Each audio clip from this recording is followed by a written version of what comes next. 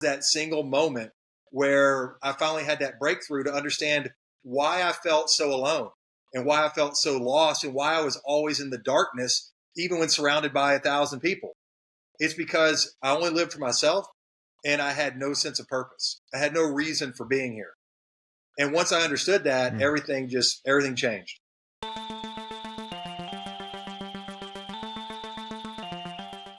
Dawson, welcome to the show, man. Hey, thanks for having me on. I appreciate you taking the time.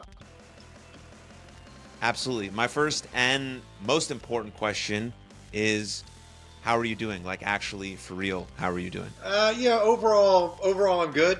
Little physically beat up right now, just from taking my training up a couple notches and going through that adjustment period physically, letting the body, kind of catch up to that increase in training. And then, when the body's down, the mind's down a little bit because it just kind of takes a toll.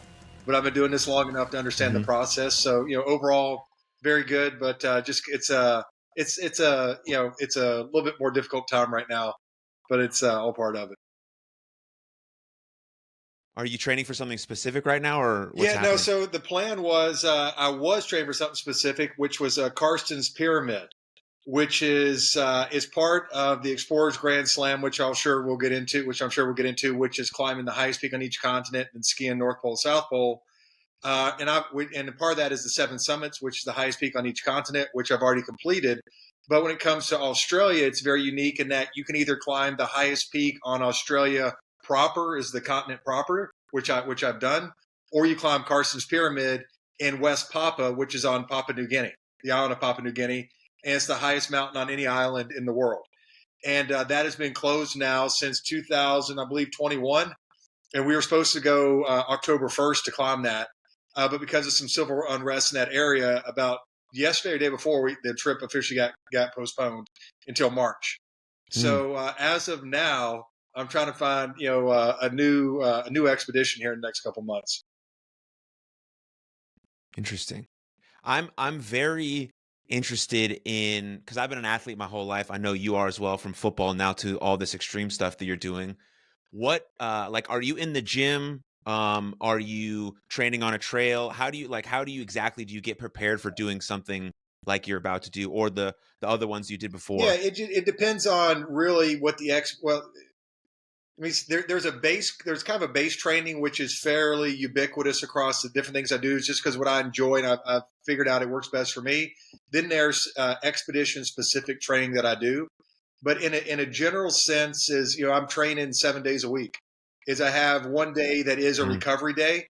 So I'll just go out for a swim for like an hour and then do some stretch, mobility work, stuff like that, where I'm not trying to push myself, but it's just getting the blood moving in a different medium, being in water and just trying to facilitate the recovery. Outside of that is, I train about 20 to 25 hours a week, to where it's 4 days of that are 3 a days, 3 days of that are 2 a days. And then one day is just the recovery day is just a single one. And that's really a mix between, being in the gym, being on the trail, being on a street, on a bicycle on the street, going for, 30, 50 mile, 100 mile rides, stuff like that. In the mountains is I try to get around 12 to 15,000 vertical feet a week is a good general goal for me. And then, that it leaves probably 4 weight sessions. So it's kind of pretty complex, but it kind of, works in together, pretty well in a general sense for me. And from what I was learning about you, all of this, well, most of your training at least, is done solo or 100% alone? 100% of it. Yeah, 100%. Wow. What is that, I mean, I'm super interested in mindset. So like, is that more challenging, less challenging? What is that like? What sort of discipline do you need to have that to get going on this solo journey? Like, what is all entails in just like getting after it basically by yourself all the time? Look, is everybody's different, and what works for one person isn't necessarily going to work for another person.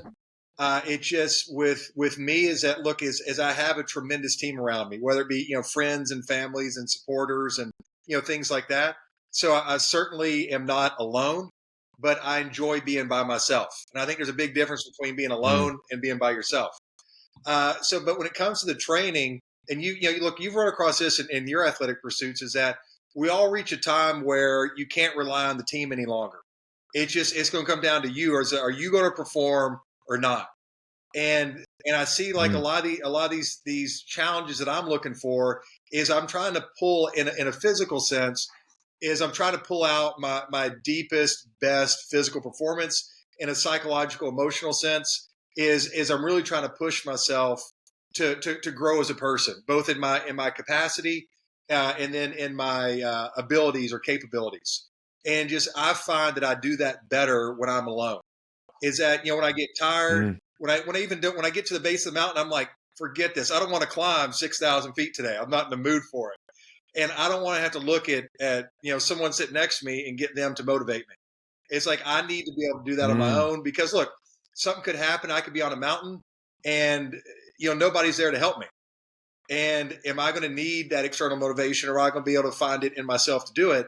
And it's just I like having that extra layer of responsibility to where I don't require an external stimuli or sense of motivation in order to get done what I need to get done. Yeah. I mean, I think that's beautiful because a lot of people rely on just this like weird sense of motivation. They feel like every person that they look up to who's doing something great is like every day they're like fireworks go off in their head and they're just fired up to go work out. I'm like, that's just not the case. Yeah. I think I'm a baseball guy. I coach baseball. I played baseball, and I try to tell my young players all the time, like baseball is 162 games. So you think every single day when Shohei Ohtani shows up the field, he's like, oh, wow, I fucking feel awesome today. No, he's not a chance. Last night he went 0 for 4 with 4 strikeouts. He's the best hitter in the world, but he embarrassed himself at home in front of his fans. And you think when he woke up in the morning, he was like, great, dude, I feel motivated. No, he just said, this is what I have to do. Like, what do I need to do today to get myself prepared for the game so I can be at my best? He's like, I don't feel motivated, but I just got to do the things that I need to know I need to do. And then your feelings start to follow your behaviors. Like I imagine you're at the base of the hill, you start climbing and you're like, okay, I got it. Now I'm feeling it. Now I start to get in my zone. Now I start to feel in my flow. So like, I mean, the hardest part is always going to be to get started, obviously. But man, once you take that first step and once you realize that everyone's all the same, even the people that you think are like doing the best shit, they're still like, fuck, okay.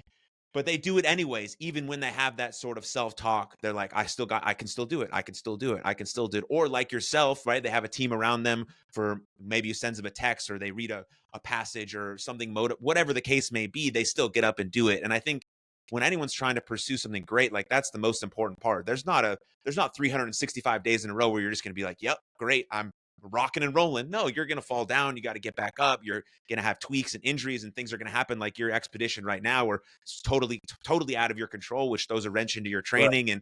And, things like happen. And so I think those are important pieces for just everyone to understand. I think it also helps when, if he needs motivation, he can stop by the ATM on the way to the stadium and check out his balance, Well, yeah. $800 million preferred, always helps. But, look, what you're saying is this is something I think about a lot because I mean, literally since the beginning of just, Project 7 for Soldiers, which is the current project we're working on as with the organization, is that, since day one, since August 1st, 2018, 100% of my daily training has been done alone. And that's literally translated into thousands of hours. And to your point is, look, you're 100% right, is I enjoy what I do and I enjoy why we're doing it, both personally and why we're doing it as an organization. But that being said, there are certainly days where I want to be anywhere else in the world, but getting squashed by, 315 pounds in the gym or doing a leg workout literally with 1,200 reps per leg, which I know is going to hurt. And I know I've got to go to a special place to complete it. But it's it just very quickly, we can talk about a longer story if you want to, but I remember one particular event or time when I was climbing Mount Baldy, which is a primary training place of mine about an hour and a half east of LA, where I was supposed to climb 6,000 feet on the day, carrying about a 50, 60-pound pack. And when I got down there, even getting out of the truck, I just kind of sat there. It's like 7 o'clock in the morning. I'm all alone. And I was like, I don't want to do this. I'm like, I really don't want to go through this today. And I was like, I'm going to take a nap. Maybe if I take a nap, I'll wake up in a better mood. I woke up and in like a worse mood. And I was sitting there, I was literally shaking. I didn't want to go so bad. I was also on the verge of tears, to be Totally honest with you. Mm. And I was like, just, I finally just kind of coaxed myself out of it. I'm like, just put your boots on. Just get ready to go, get your pack on, and just stand there. I'm like, okay, I'll do that, but I'm not doing anything else. And I just kept giving myself, I was like, okay, just get to the trailhead. Just go for a half an hour, but I'm going to go slower than I would normally go. And it's like, you just keep doing these little bitty things sometimes. And long story short, before I got all my stuff, I got to the trailhead, I started moving. And about an hour into it, something like that, I looked down and I was moving faster than I anticipated. I was like, wait a minute. I was like, actually, I'm starting to feel pretty good here. This is a nice day. My legs are coming in nicely. I'm moving fast. I'm like, let's just do this. And literally, it was one of the best training days I've ever had in my life. Like, I put up a great time. I felt awesome. But if you would have seen how I started versus how I ended the day, we're diametrically opposed. And what it taught me is just to give yourself a chance.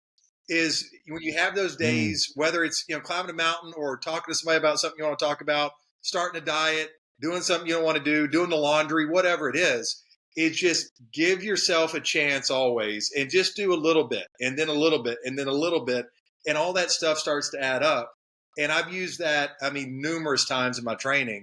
And also, the last thing is that it's always in the back of my mind is how you feel in that moment is going to be temporary. And it's like, I know that how I act on that day is I'm going to carry that decision with me for the rest of my life. So when I'm 70 years old and I'm sitting around Christmas morning opening up presents, I don't want to think about that time 30 something, 40 something years ago when I quit on myself in Baldy. Or when I tell somebody that I care about that, hey, I love you and I'm committed to this and I'll be there for you. Who's going to be there for them? The guy that saw it through that day or the guy that quit that day? You know what I mean? So all this stuff works together. And just keep in mind that whatever decision that we make in every instance is we carry that with us for the rest of our lives. And it's not worth, giving up on ourselves, with that in mind. Yeah. I mean, that's such a powerful insight for anyone doing anything. I mean, I know Dr. Jordan Peterson talks about it all the time. He relates it to cleaning his room. Like, your room's a fucking mess, but can I put one sock in the drawer right Right. now? It's the same idea. What can I do? What's the smallest, littlest step? And I think that where people hesitate is like, oh, well, like one sock in the drawer, that's embarrassing. Like, why would I even do that? It doesn't matter. It's not for anyone else. It's your exact starting point. Like, if your workout routine is starting and the only thing you can muster up is one jumping jack, that's 100 million times better than zero jumping Exactly. jacks. And then there's some positivity that goes, oh, like, I actually did that. Oh, maybe I'll get some bonus reps in. Oh, maybe I'll just keep this momentum Yeah. rolling. And then it's exactly like you're saying. And then, 45 minutes in, you're like, oh shit, I'm fucking crushing it today, Dawson. We are just on the move. And then it turns into credible evidence that, when you feel this way again, you have evidence that you've gotten yourself out of this position before, and you can relate it to anything in your life, a relationship, your mental health, all these sorts of things. And so that's a very powerful insight I'm that glad you I hope mentioned people that, take because a with them. lot of the stuff that obviously the things that we'll talk about today, and a lot of the things that I've done physically on these expeditions, it's all very physical. Whether it's climbing Mount Everest or rowing the Atlantic Ocean or crossing Death Valley, whatever it is. But all those things, they're and you said it very well. Those are just a Trojan horse for a greater, deeper conversation. Because most people don't give two shits about climbing Mount Everest or rowing an ocean. And before I did it, I didn't know where Everest was on a map, and I couldn't care less either. I was like, that sounds terrible. Why the hell would anybody want to climb a mountain and risk freezing to death? That's just horrible.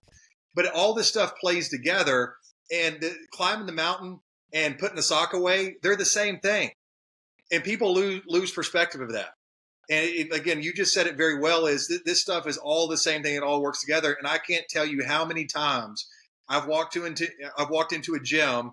I've done my warm up for 30 minutes. I started my first set. Maybe it's like heavy deadlifts.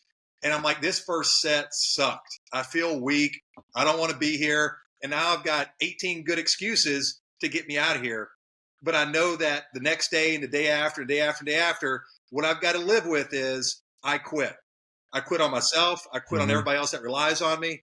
And at the end, and so the question is, are you going to power through, or are you going to just carry that with you forever?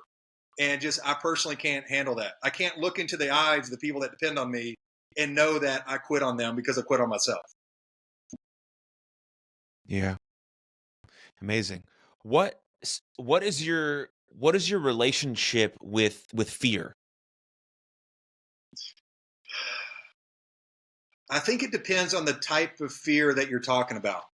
Because I mean, I understand the question in a general concept, but in my mind, there's a Yeah. big difference between um, fear of climbing a mountain when it's 40 degrees below zero, and you're in bad weather and all that kind of stuff.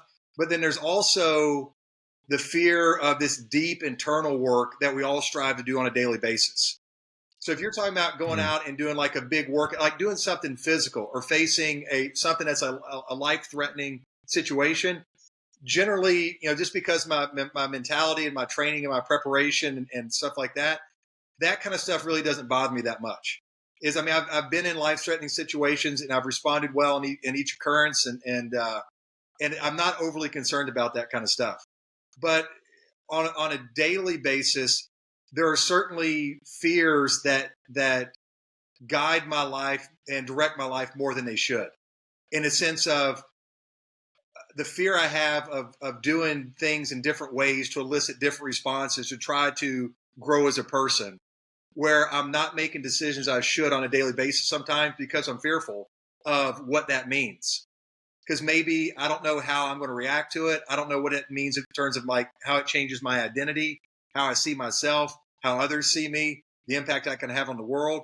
It's so on that kind of that just deep personal work.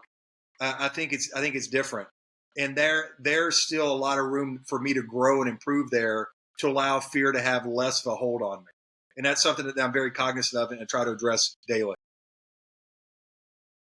Yeah. Yeah, I'm glad you went in both of those directions. Yeah, I think I was mostly speaking about that second one, which um because for me, like my greatest fear is not maximizing my Yeah, potential. And I think that can I mean, you might feel the same way as someone who's just pursuing excellence, right? Uh but that can be a good thing and a bad thing. And so my question in regards to fear is that do you find yourself running towards something or running away from something as you start to try and become your best self? yeah. It's look, the answer should be that you're running towards something. But Sure. as people, we're all naturally risk averse. So losing something Mhm. generally means more to us than gaining something, and that's just kind of how we're hardwired for a variety of reasons. Is I try to live my life based on pursuing what I want rather than avoiding what I don't want in a general Mhm. sense. And look, I'll be the first to tell you is I'm not perfect at it, and I fall short on a lot of occasions. But in a general sense, that's how I like to do it. It's and also say if you're addressing problems or issues in your life, there's really two ways of doing it. Is you can either look at the problem and the issue and say, hey, I want to address this, or you can look at the life that you want to have, the person that you want to become, the influence, the impact that you want to have, and ask yourself, hey, how can I get there? Which is essentially, you know, moving towards what you want instead of what you don't want. So there's two different ways you can look at doing that. Yeah.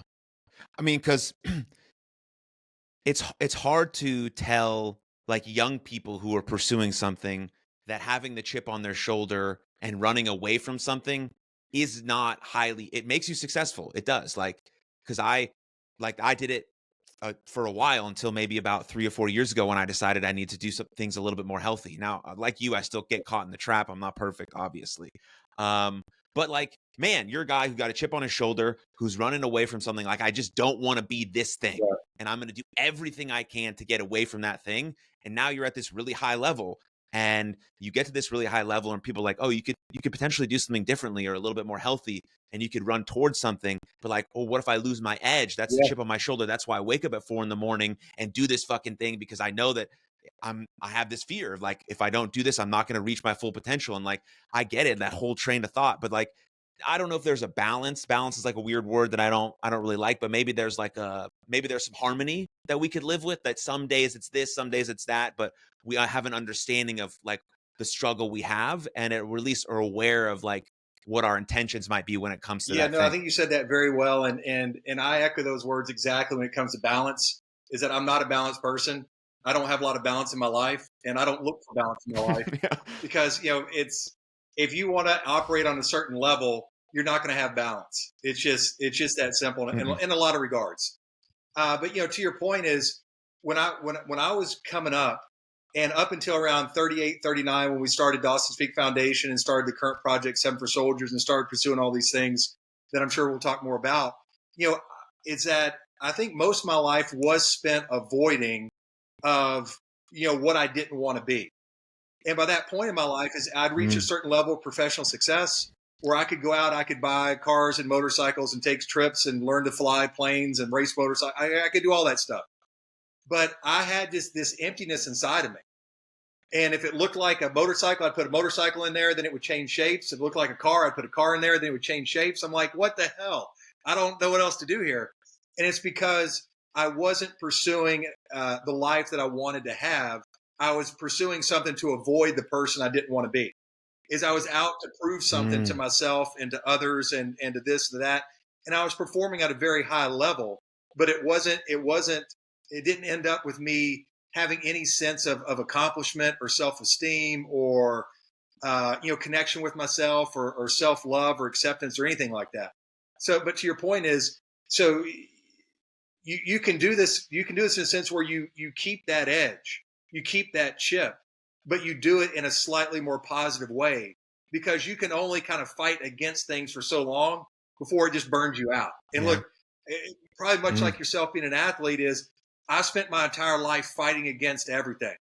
And what it boiled down to is, look, worst case scenario is I'll just run into whomever or whatever's in front of me again and again and again until one of us breaks. And I can tell you it's not going to be me. And because I felt because if I failed, that means I was going to die. Like it literally felt like I could die, just emotionally, psychologically, physically. And I felt like I had too much to lose. But doing that stuff for 4 decades, you get burned out after a while. And I had to find a different way of doing things, coming from a base of self-love and not in proving I was worthy of being loved.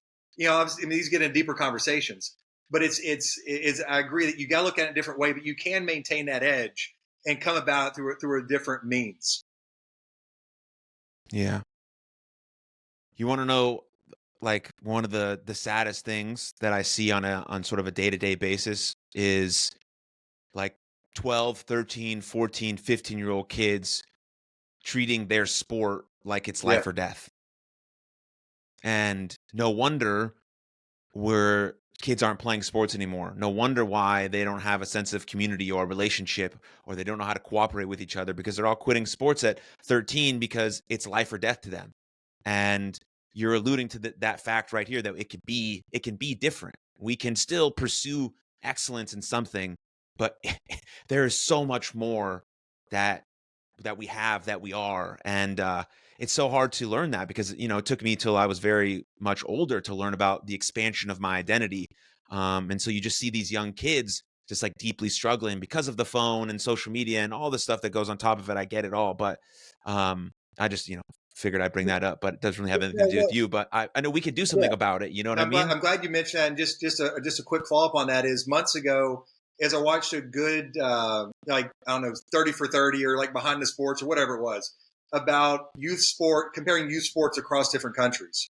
And they were talking about the U.S. and somewhere in Africa, I think, and also in Norway. And they were saying that in Norway, that a lot of the times up until a certain age, like they don't keep scores on things. They don't do, hand out trophies or ribbons or whatever. And here in the U.S., there's a big debate about that because in the U.S., it's like you don't want a participation trophy. We got too many participation trophies and all that, which I understand. But to your point, at a certain age, up until a certain level of competition, in my mind, it's not about winning or losing. And I hate to burst some people's bubbles that might be listening to this. I don't give a shit who won your pop football league when you were 12 years old or who won your high school state championship because it doesn't matter. No one cares. It's about skill development. It's about developing who you are as a person. It's about developing your characters and qualities and attributes and your sense of integrity and your sense of purpose and duty and contribution. That's what athletics are about at an age.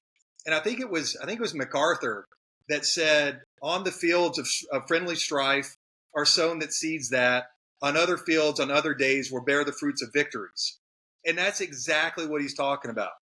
So I think we, especially in the U.S., especially today, to your point, we lose the proper perspective of youth sports and the development of what we're trying to do with kids at that age. 100%. 100%. I coached a 9-year-old team this year for the first time. It's the youngest age group I ever coached. Wow. I mean, like, really wow. Like, the kids are amazing. The parents are like out of control. They're out of pocket. The amount of parents I saw get thrown out of the game by the umpire at 9 years old was unbelievable.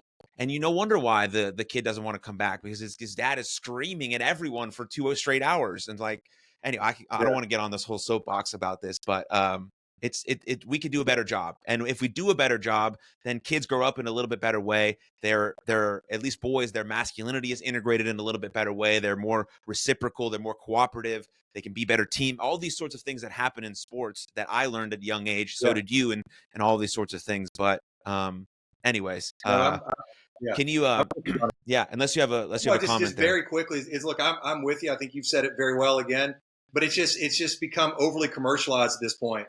Where like when I was coming up, when you're coming up, I think I'm probably a little bit older than you are, but it's there was, you would send out like a VHS tape to a college recruiter, some stuff like that. But now you have kids that have like their own websites, their own social and this. At age 10, you got kids signing NIL deals in college, making millions of dollars. Have never done anything in their life. It's the dynamics have changed behind it. And it's going to take us some time to kind of figure that stuff out. But we got to understand these kids are not professional athletes. They're kids, and they're there to develop, not to perform. So it's a different beast. Yeah. Hopefully we find some middle ground at some point. But take me to the point of your story where sort of you're in the financial industry and just things boiled over. It tipped. Something happened and you wanted to make a change or switch. I don't know if there was a specific moment or some sort of gut intuition feeling, but take me back there. Yeah, it's, everybody who makes a big change, I think, has an inflection point. And for me, I was 38, 39 years old. Like I mentioned, I'd been in investment banking for close to 2 decades. I was a managing director at reached a level of success, financially and professionally, where I was very comfortable. But I had this, as I mentioned to you earlier, this growing sense of darkness and loneliness inside of me that I couldn't figure out. And I had friends and family and means and all that. And I might be out clubbing at night. And then during the day, I'd be in bed just depressed and didn't even want to put my feet on the floor. And no one knew about it. I was just alone in this darkness. And roughly around that same time as my mother passed away, a serious girlfriend and I broke up. And those two things in and of themselves weren't kind of like, my mom passed, so I'm going to do X, Y, or Z. It all kind of was just working together.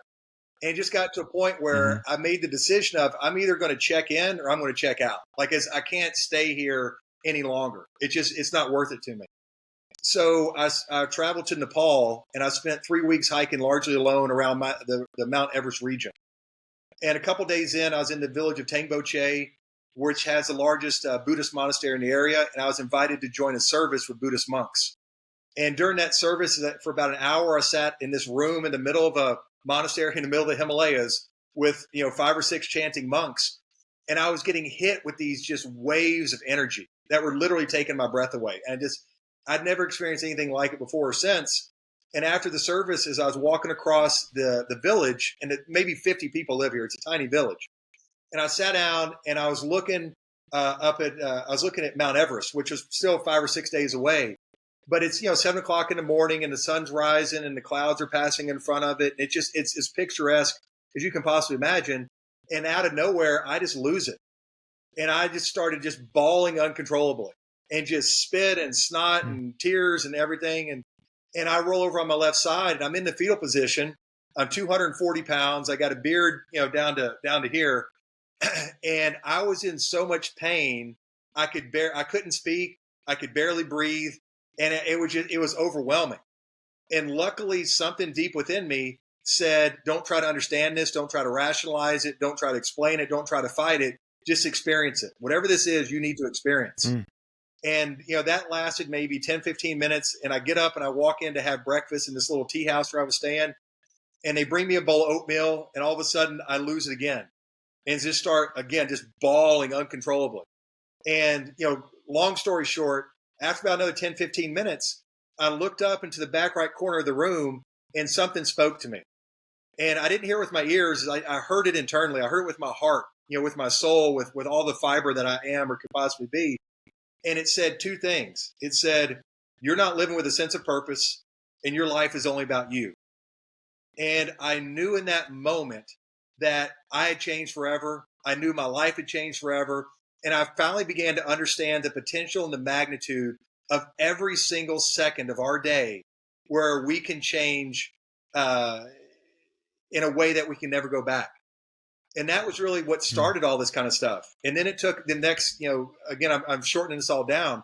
It took me a couple years after that to put in place Dawson's Peak Foundation, Project 7 for Soldiers, and for me to start training, doing all this kind of stuff.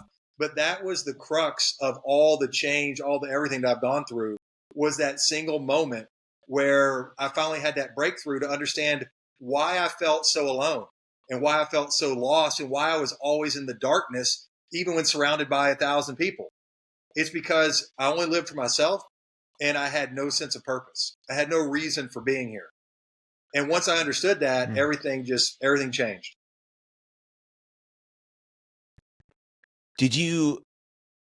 Were you ever thinking about mental health or anything like that before you started to experience some of these things? Was that something that was always a part of your life, or some of these depressive episodes just came in, based on grief or whatever the case may be, or was this like a new experience? I hate to say it, but it was something that I had struggled with for a lot of my life.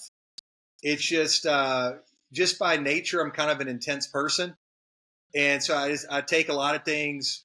I don't care about a lot of things, but things I care about are very serious to me. I take them, very seriously.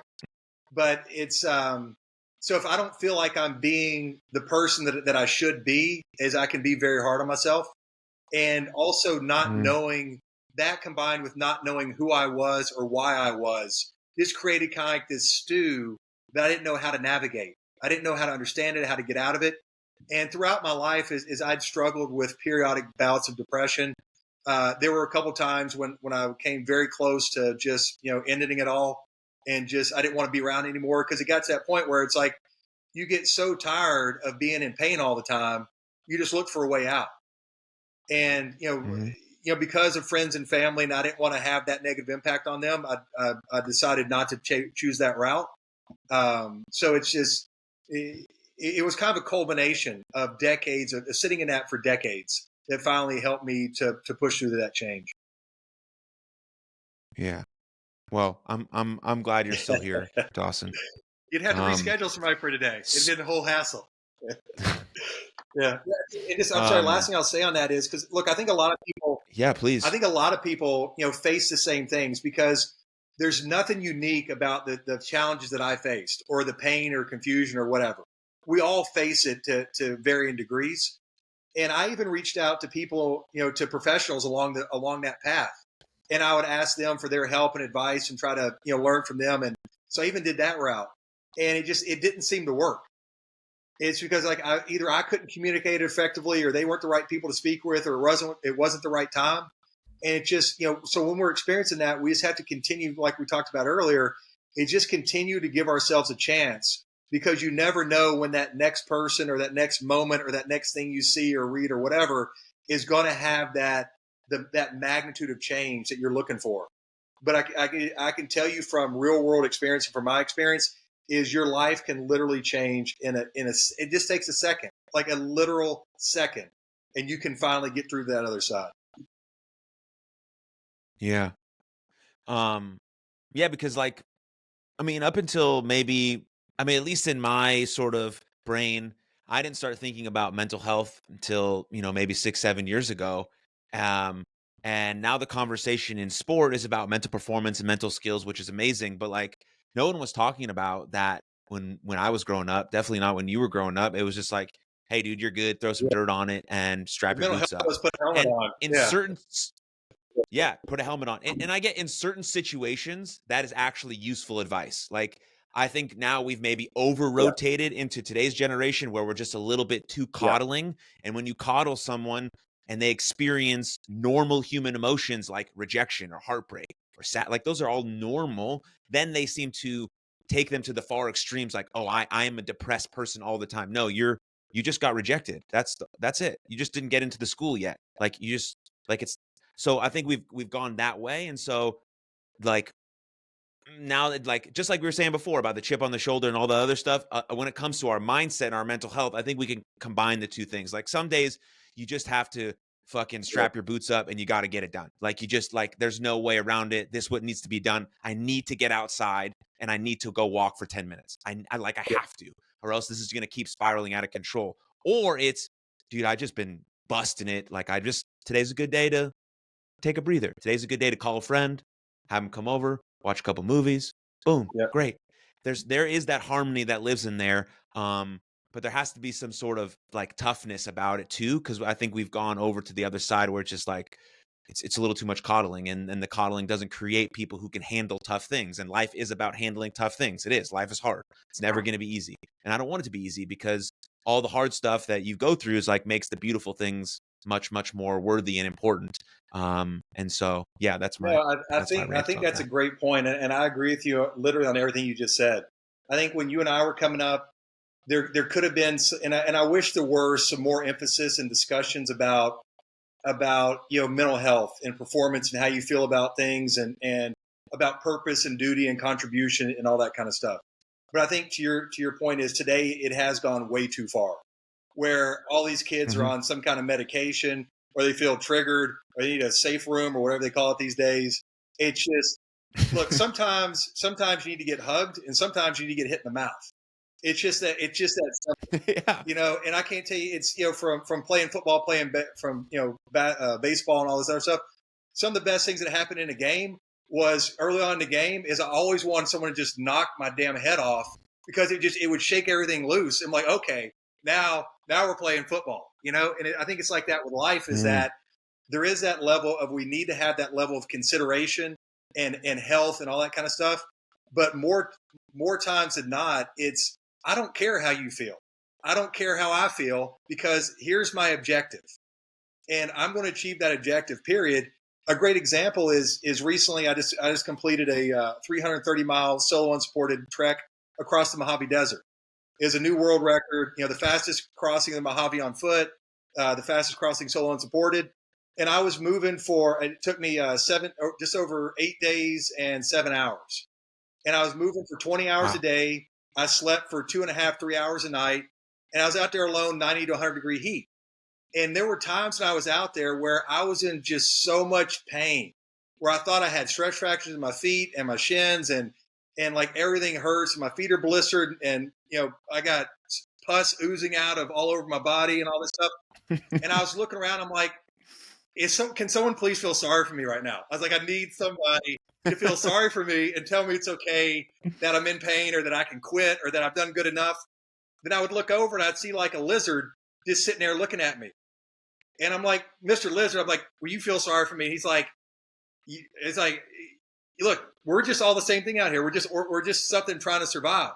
And it's like, nature doesn't feel sorry for us. That lizard ain't feeling sorry for me. It's like, the whole point is that most times it doesn't matter how you feel. It's just, you got to get stuff done.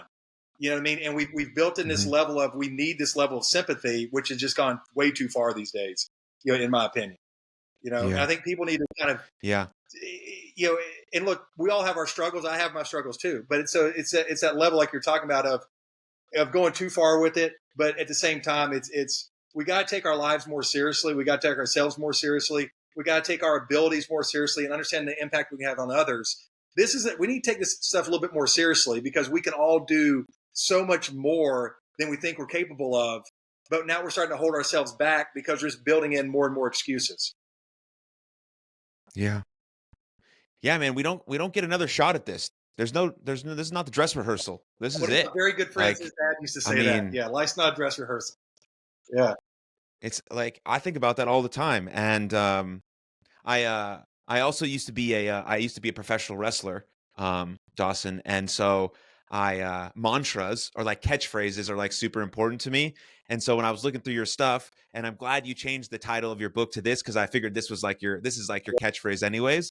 But strength and surrender, right? That's the title of your new book, but it's also something that you've chosen to live by. And if you were going to be a professional wrestler, imagine you some sparkly underpants and some nice boots. That would be your Yeah. catchphrase. Yeah. So jumping back into the topic of surrender, what are things that people could do on a day-to-day basis to help them understand the idea of surrender and how it may better their life? Yeah, I think one of the best things we can do is just to find some time to sit quietly with ourselves.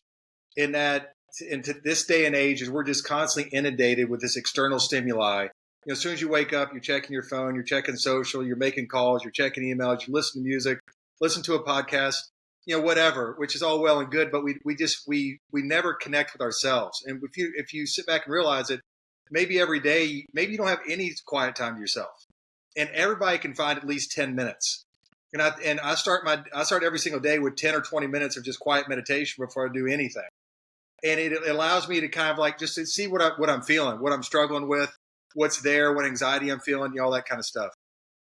A question that I've been thinking about wanting to ask you, Dawson, is what's currently driving you? I mean, you've done a lot of stuff. You've had a lot of iterations in your life. I think now, like, it seems like you're really in your true purpose. But what's driving you to do these 8-day trips, to go on these expeditions, to push your body mentally, physically, emotionally, spiritually, all of these sorts of things? It's just, I think it's a couple things. I think one of the biggest things is that I know there's more inside of me, in both mentally and physically. And like we talked about, all these expeditions, they're not an end in and of themselves. They're a means to an end. They're a means of self-exploration. They're means of personal development. They're means of me understanding the role that I can play in society and the impact I can have on others. And it's, a lot of people talk about the why, like why you do this or why you do that. I look at it slightly differently. I look at the, the have, and it's, what do I have to get out of me? And there's something inside of me that I feel that I have to get it out. And that's why I do, a lot of these things. And I use them hopefully as an example for others to say, hey, if this fat old guy can transition his life at this stage and he can do X, Y, and Z, then I can do A, B, and C in my life. Because that's what it's about. Is I'm not trying to do this stuff in a vacuum. Although I enjoy going out and pushing myself, is I'm doing it for a reason. And I'm doing it to try to have a more positive impact on others. And primarily is, I genuinely feel that my purpose, the reason I'm on earth, is to help other people to learn, to discover, and live their purpose. Because I was alone in that darkness for decades. And I know how it hurts. I know how scary it is. I know all the pain and turmoil associated with it. And I don't want to see people experience what I experienced. I want them to have the life that I'm starting to feel now, where I can feel, more emotions. I can feel, connection and love and support and all these kinds of things. And that's why I'm doing all this kind of stuff, is to hopefully get people to aid people in their pursuit and development, in their personal progression. Yeah.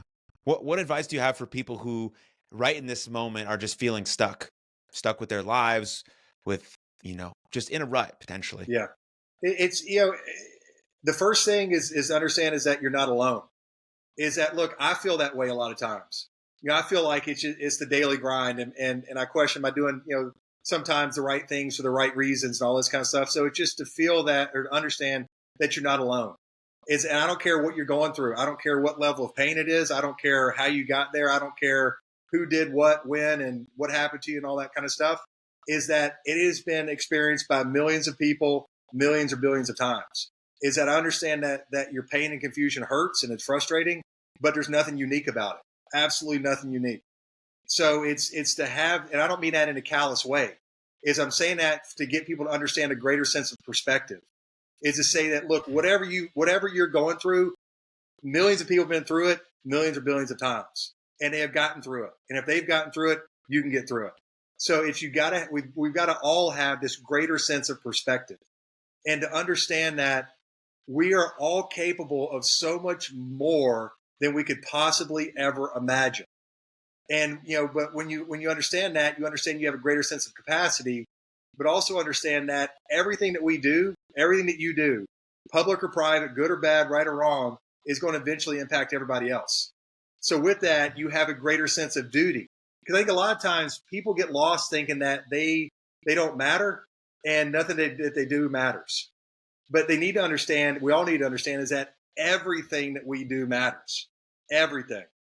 And when we understand that everything we do is going to impact the world in some capacity, we say, holy shit, I've got a role to play here. The world is depending on me to live this life to my fullest so it can be the best that it can possibly be. And to understand that role that we play. And I think that once we kind of get that through our minds and make our lives about more than ourselves, that helps to motivate us and create that discipline that we want on a daily basis. Yeah, that's such a powerful perspective to have, because I think, one of the most insidious things about a very serious bout of depression is that it makes you feel like you're the only person in the world who feels this way right now, like ever. And like that's part of the spiral. That's part of the Nobody cognitive can bias that imagine you this go through. pain I'm in right now. Yeah. Yeah, like this is it. I'm one of one right now and no one else knows what's happening.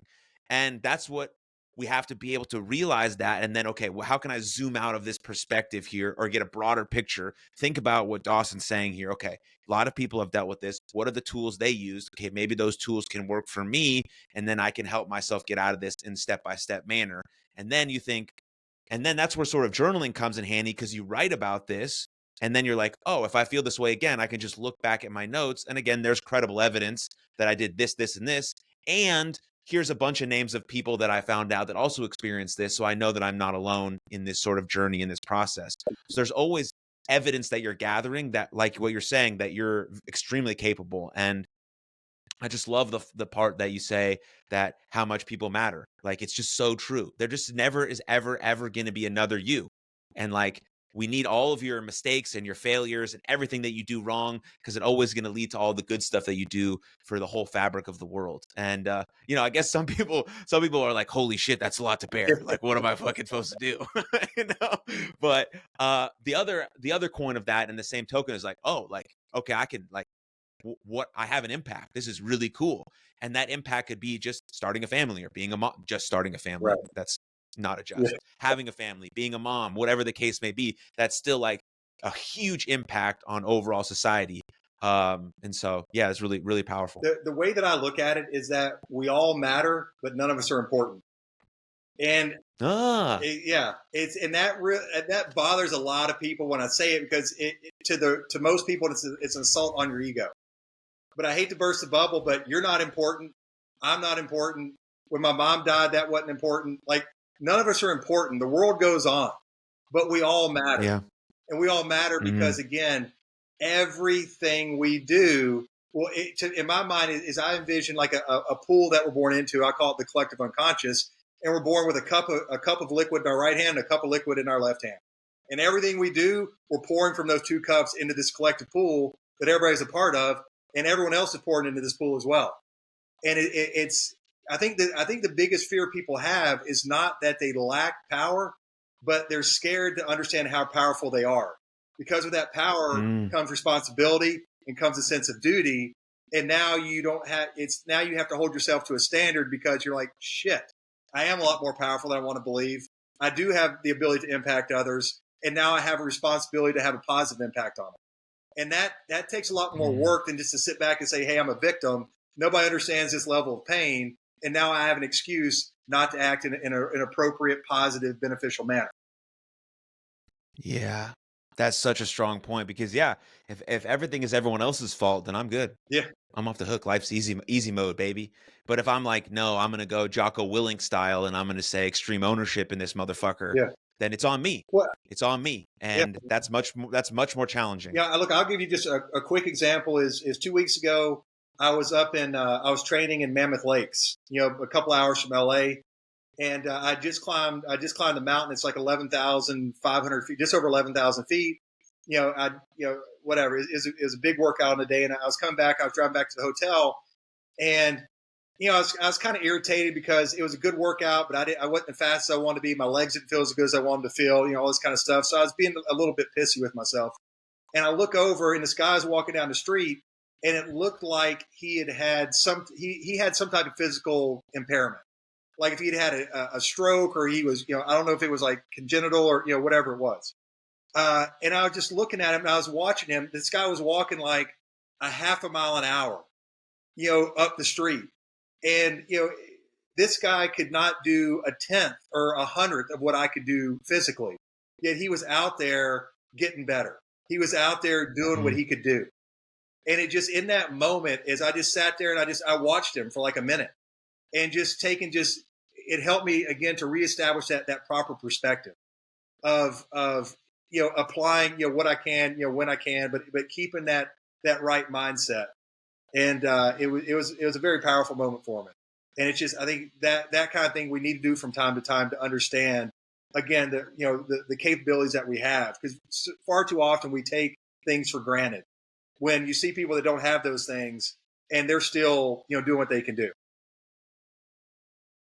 Yeah, we definitely need those reminders, but the important part about it is that we got to be present enough and aware enough to actually see that those things are trying to teach us Yeah. something, and not be, heads down in our phone running into a wall when there's like this magic moment in front of us that could change our perspective or change our day or change our view or whatever the case may be. And so I think that's also extremely important. Yep. Yeah. It's just, there's always a time to learn. You can Yeah. always learn something from somebody, from some experience, I'm always looking. I tell you, when I came up, when I was growing up, and I hate to admit this, but I'll be very honest with you, is I was just thinking, if everybody could just think the way that I thought, the world would be a perfect place.